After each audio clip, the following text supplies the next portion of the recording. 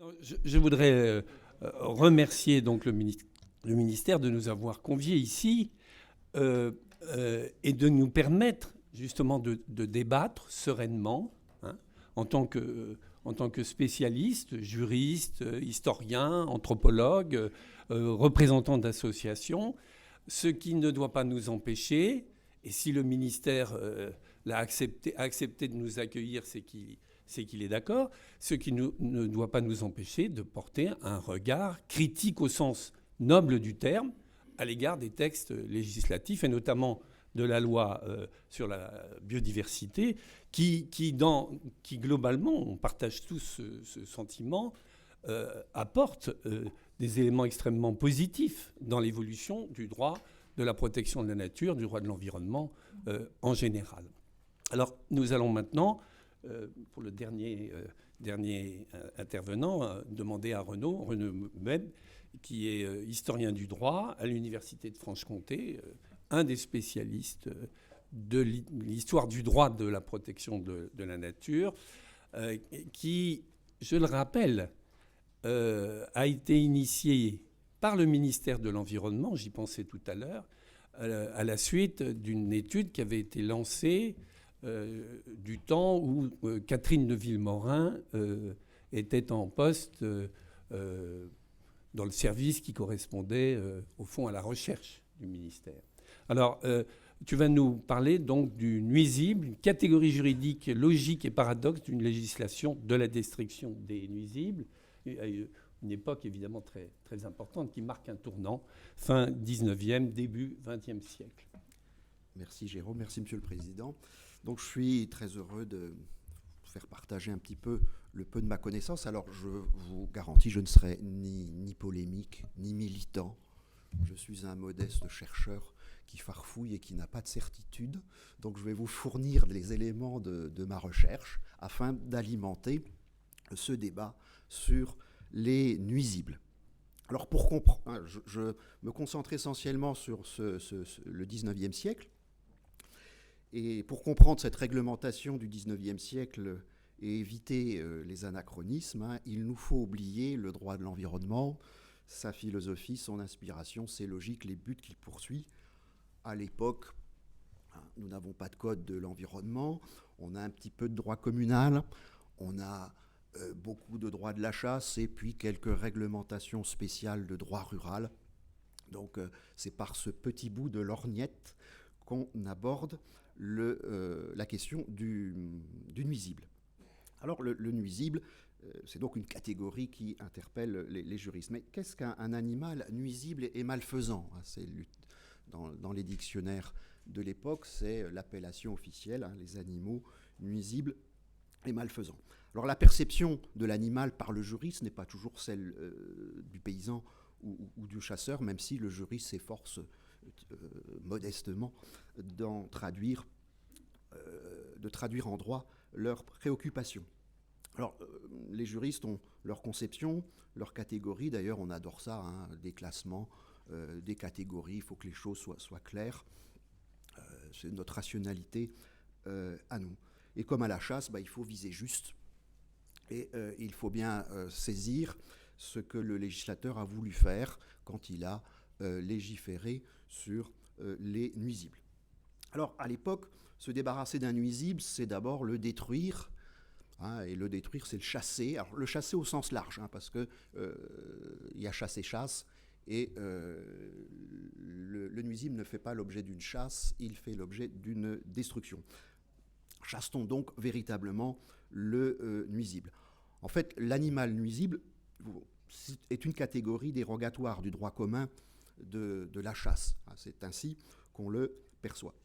Alors si j'insiste sur la chasse, c'est bien sûr la loi de 1844 qui est un petit peu la base de cette législation des nuisibles. Il faut aussi penser que nous sommes dans un pays où le droit de la chasse est un de ces droits symboliquement arrachés aux privilégiés en 1789, devenu un attribut de la sainte propriété consacrée par le Code civil, protégé par le Code pénal. Donc la destruction des nuisibles est un attribut reconnu aux propriétaires, accessoirement à la collectivité villageoise. Alors J'aurais pu... 20 minutes, c'est pas assez, donc je me concentrerai sur certains points. J'évacue les insectes, le phylloxéra. J'évacue aussi les questions de responsabilité civile, parce que pour les nuisibles, c'est aussi un vaste débat de responsabilité civile. Je ne parlerai pas non plus de l'organisation administrative et de toutes les subtilités de la louveterie. Je peux simplement vous donner 2 regards. Je citerai Léon Becquet, une petite lecture, et puis après, on va se poser la question sur ce qu'est un nuisible et éventuellement rapidement voir ce qu'on peut faire. Alors, je vais citer d'abord Léon Becquet, conseiller d'État, auteur d'une somme. C'est la Bible du droit administratif de l'époque. Donc, c'est un auteur remarquable, une sorte de référence absolue. Alors, dans une préface d'un ouvrage d'un autre maître des requêtes au Conseil d'État sur ces questions de chasse, vous voyez, c'est des gens un peu austères, il va donner son opinion sur cette belle thématique de la destruction des animaux nuisibles. Alors, si en effet on veut bien se préoccuper des animaux au point de vue légal, on voit qu'il y a une source abondante de richesses qu'il faut protéger, de droits qu'il faut défendre. En outre, leur existence peut présenter de graves dangers. Il faut prendre des précautions. On a dû arrêter des mesures législatives et administratives. Les Latins, nos maîtres en jurisprudence, ne considéraient les animaux qu'au point de vue des droits de propriété que l'on pouvait exercer sur eux. Étaient-ils meubles ou immeubles ? Comment cette propriété s'acquérait ou se perdait-elle ? C'est à cela que se bornaient leurs préoccupations juridiques. Mais il n'en est pas de même chez nous. On sent la supériorité de l'homme moderne du XIXe siècle. Que l'on veuille bien parcourir la pensée de l'ensemble de notre droit économique et l'on verra quelle masse de relations juridiques naissent des usages que nous faisons de tous les êtres inintelligents, mais doués de mouvements qui nous entourent. Depuis le plus petit jusqu'au plus gros, le règlement intervient et nous avons des dispositions de nos lois qui s'appliquent à l'invisible phylloxéra comme à l'immense baleine. Des animaux nous assurent la nourriture. Il faut améliorer leur reproduction et veiller sur leur bon état de santé et sur leur sécurité. Des animaux nous donnent les plus précieux de nos vêtements et les plus riches de nos couleurs. Il faut encourager les soins dont ils sont l'objet. Des animaux nous procurent le plaisir de la chasse. Il faut les sauver d'une destruction inévitable. Des animaux nous prêtent leur force dans les travaux de la paix et dans ceux de la guerre. Il faut choisir leurs espèces et encourager leur multiplication. D'un autre côté, ces mêmes animaux, dont le concours nous est utile, sont attaqués par d'autres que la nature a doués d'instincts féroces. Il faut défendre les premiers et détruire les seconds. Ils sont atteints de maux contagieux, il faut les soigner et les isoler. D'un autre côté, enfin, certains animaux peuvent présenter pour nous-mêmes des dangers, soit parce que leur maladie se communique à l'espèce humaine, soit parce que leur férocité les rend dangereux. Il faut les anéantir. Autant de lois qui interviennent complétées par des règlements que l'administration applique. Si l'on ne craignait pas les titres étranges, on pourrait promulguer à la suite de notre code civil et de notre code pénal un véritable code des animaux. Et le titre, s'il n'était pas hasardé, serait justifié. Je vous laisse commenter par vous-même cette approche de l'animal et de l'animal sauvage. Alors, nous sommes au XIXe siècle, on voit bien cette supériorité. Ce siècle, après les Lumières, il y a le progrès et il y a aussi l'utilité. Alors, où l'animal est utile, je reprends Becquet, où il est nuisible, où il est ni nuisible ni utile. S'il est utile, il faut le conserver, protéger sa vie, améliorer sa race. S'il est nuisible, il faut le détruire et chercher à anéantir tous ceux de son espèce. S'il n'est ni utile ni nuisible, comme l'intérêt doit être la mesure des actions, il n'y a nulle nécessité que le législateur intervienne. Donc des utiles, des nuisibles, et puis des ni l'un ni l'autre. On laissera donc faire la nature, mais aussi les usages et les coutumes. On voit tout de suite à quelle subdivision conduit cette première vision du sujet. L'animal est utile parce que l'homme l'a domestiqué, plié à ses usages, et en a fait en quelque sorte le serviteur de son existence. Ou bien parce que l'homme a su tirer un profit naturel, soit de lui-même, soit de ses produits spontanés. L'animal utile est donc un animal domestique ou un animal sauvage. L'animal nuisible, parce que par sa nature même il est dangereux ou parce que, quoi qu'utile en général, des circonstances particulières en rendent le voisinage périlleux. L'animal utile ou animal nuisible, domestique ou sauvage, cette simple façon d'examiner la question amène immédiatement à une codification générale de la législation aussi logique que précise. Donc, Léon Becquet a donné toute la philosophie de la législation du XIXe siècle. Alors, la base de la classification sera le profit, l'utilité, et puis le danger. Alors, si on se base sur l'utilité va rendre les animaux susceptibles de propriété. S'ils sont nocifs, ils vont être insusceptibles de propriété. Voilà, premier élément de l'appréhension de l'animal. Quand on évoque l'animal neutre et qu'on le compare à l'animal nuisible, on voit que les deux, l'animal neutre et l'animal nuisible, sont insusceptibles de propriété. Alors, qu'est-ce qu'un nuisible ? Alors, les animaux nuisibles ou malfaisants sont les animaux de toute espèce qui peuvent être dangereux pour les personnes ou pour les animaux domestiques ou qui sont capables de causer des dommages aux propriétés.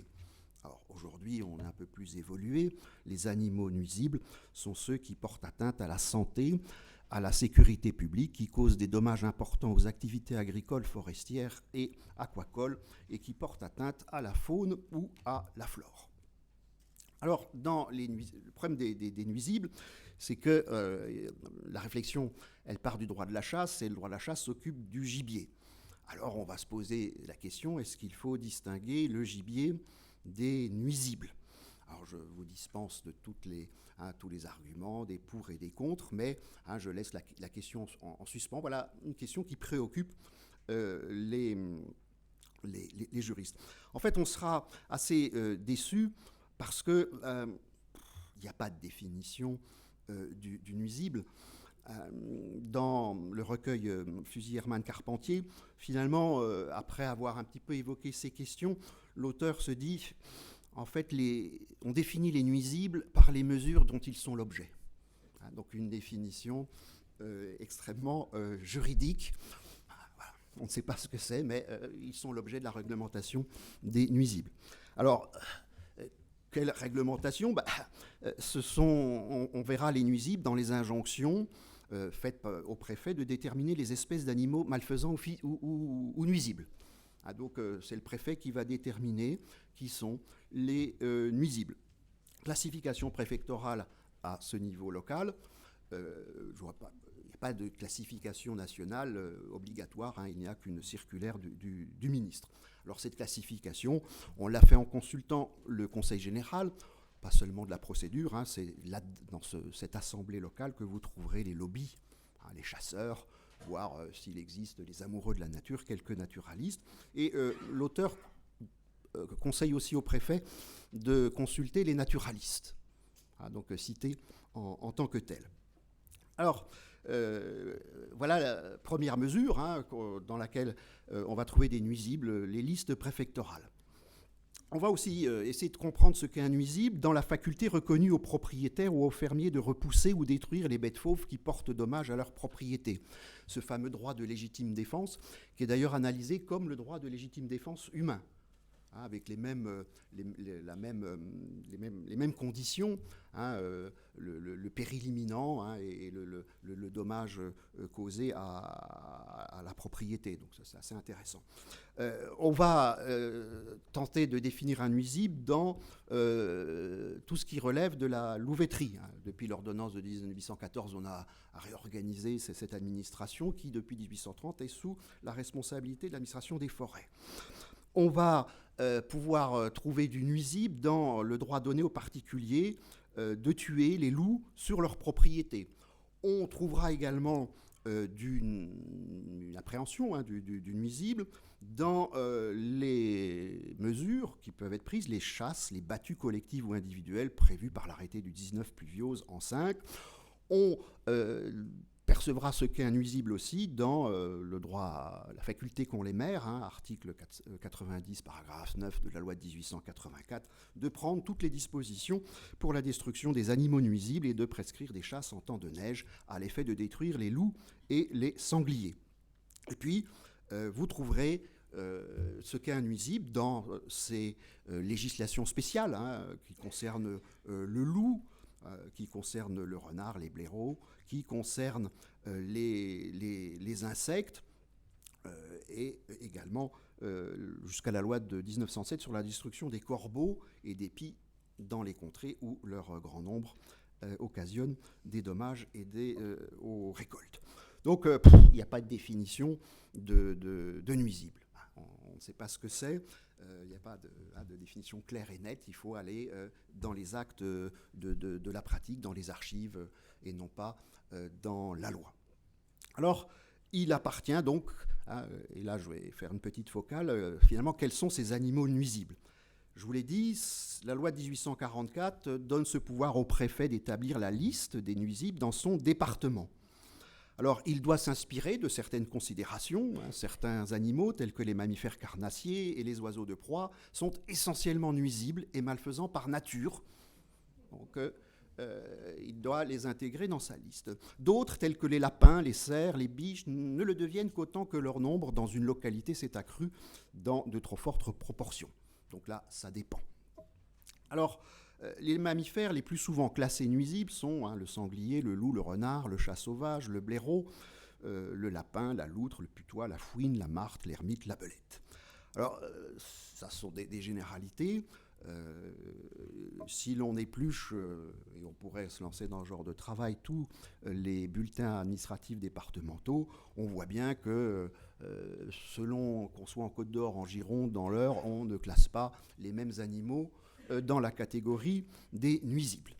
Alors, qu'en est-il du gibier ? Alors, le gibier, ces animaux sont utiles, donc il convient de les ménager. Par contre, on pourrait admettre leur destruction en cas de surabondance, puisque là, ils deviendraient malfaisants. Ils provoqueraient un danger pour les récoltes. Voilà. C'est notamment le cas du sanglier, qui n'est pas un nuisible, mais qui peut le devenir. Idem pour le lapin. Le lapin n'est pas un nuisible, mais il peut le devenir, puisqu'il dévaste les terres, les bois et les jeunes taillis. Idem pour les biches et les cerfs. Alors, qu'en est-il des oiseaux ? Alors, le regard qu'on a à l'époque, sont considérés comme nuisibles les oiseaux de proie, les destructeurs de gibier et les oiseaux qui endommagent les récoltes, ce qui ferait hurler les fonctionnaires aujourd'hui, puisque les oiseaux sont protégés. À l'époque, il n'y a pas ce genre de protection. Donc, on se posera la question pour faire des catégories. Alors, en Côte d'Or, le préfet, lui, permet de détruire les oiseaux de proie diurnes. Oui, donc chacun a son petit. En Seine-et-Marne, les faucons, les aigles, les éperviers. Oui, donc il n'y a pas de vision commune. Le préfet de la Côte d'Or mettra un terme générique. D'autres préfets préciseront les différentes espèces. Alors, le jury s'étonne que certaines espèces ne sont jamais mentionnées, comme les tourneaux, le martin pêcheur, le casse-noix, le héron, le cormoran. Dans ce recueil aussi, on s'étonne que le Grand-Duc n'ait pas été classé comme nuisible par le préfet de la Côte d'Or. On se posera aussi la question de savoir si le pigeon est nuisible. Alors on distinguera les pigeons domestiques et les pigeons sauvages. Le pigeon sauvage est bien évidemment un nuisible. Et d'ailleurs, le préfet, depuis la loi de 1889, il hérite des pouvoirs du maire, il peut définir la période pendant laquelle les pigeons de colombier n'ont pas le droit de sortir, et là, lorsqu'ils sortent, ils vont être considérés comme nuisibles puisqu'ils vont s'attaquer aux semences, une sorte de double nature du pigeon de colombier. Selon que c'est ouvert et fermé, il peut être utile ou il peut être nuisible. Alors, terminerai simplement sur c'est ce doute, ces interrogations. Il n'y a pas de liste nationale comparée à aujourd'hui. Simplement, une circulaire du ministère de l'Intérieur en 1861 a envoyé une liste des oiseaux nuisibles, une liste indicative. Et le préfet pourra aussi consulter la liste établie par la Commission internationale pour la protection des oiseaux de 1895. Donc, on pourrait continuer, mais tous les questionnements que nous aurons sur les personnes, les terrains, les temps, les animaux, sur le colportage ou non des oiseaux, des animaux, tous ces questionnements renvoient à des taxonomies, à des classifications, et finalement, ces classifications ne sont pas claires, elles ne sont pas définies, et nous sommes donc dans le doute. Alors, c'est avec ce doute que je termine.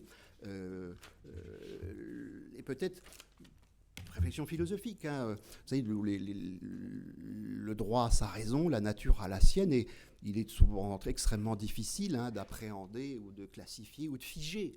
Nous, le droit, on est là pour stabiliser, figer, conserver. La nature, elle évolue, et on voit bien déjà à cette époque, dans leurs préoccupations et leurs questionnements sur la classification, qu'il est très difficile de percevoir ce qu'est un nuisible. Et je termine d'autant plus que, à la fin du siècle, on voit bien que les travaux de la science et des naturalistes montrent que un nuisible peut être utile, un utile peut être nuisible, et là, l'administration va être complètement perdue. Voilà. Je vous remercie. Merci. Merci Renaud, merci beaucoup. Oui, il n'y a pas de définition de nuisible, mais n'empêche qu'il y a une énorme littérature à la fin du 19e et au début du 20e concernant la destruction. Il y a des ouvrages extrêmement précis sur la manière de torturer à la limite ces espèces. Et puis alors, ça concerne tout le monde, oui. Puisque c'est lié à la ruralité. Voilà. Tout paysan doit connaître cette législation. Et c'est vrai que ça a fait l'objet d'une abondance. Et en fait, la définition de nuisible, elle peut être aussi en creux. Je fais référence à la première convention sur la protection des oiseaux utiles à l'agriculture, autrement dit 1902. On peut finalement détruire tous les oiseaux qui ne figurent pas dans la liste des oiseaux à protéger. Et il n'y en a pas beaucoup dans cette liste. Là, il n'y en a pas beaucoup, il y en a 7, je crois. Voilà.